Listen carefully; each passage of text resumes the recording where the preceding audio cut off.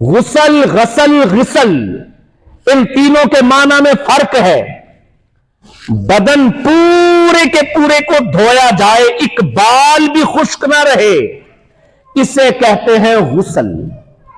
اس عمل کو کیا کہتے ہیں؟ غسل۔ اور اگر بدن کے کسی حصے کو دھویا جائے، پورے بدن کو نہیں، کسی حصے کو دھویا جائے، چہرے کو دھویا جائے، ہاتھوں کو دھویا جائے، پاؤں کو دھویا جائے، کسی حصے کو دھویا جائے تو اسے کہتے ہیں غسل۔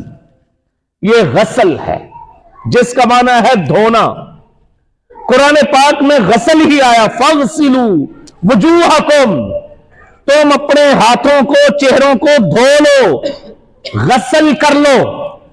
تو غسل پورے کے پورے بدن کے دھونے کو، اور غسل بدن کے کسی ایک حصے کو دھونے کو کہتے ہیں۔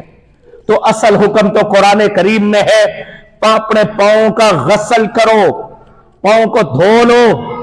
اور غسیل یا غسل کہتے ہیں، غسل اس پانی کو کہتے ہیں جس سے دھویا جائے، جس پانی سے دھویا جائے وہ غسل ہوتا ہے۔ اور جن اعضاء کو دھو لیا جائے، دھلے ہوئے اعضاء میں غسیل کہتے ہیں۔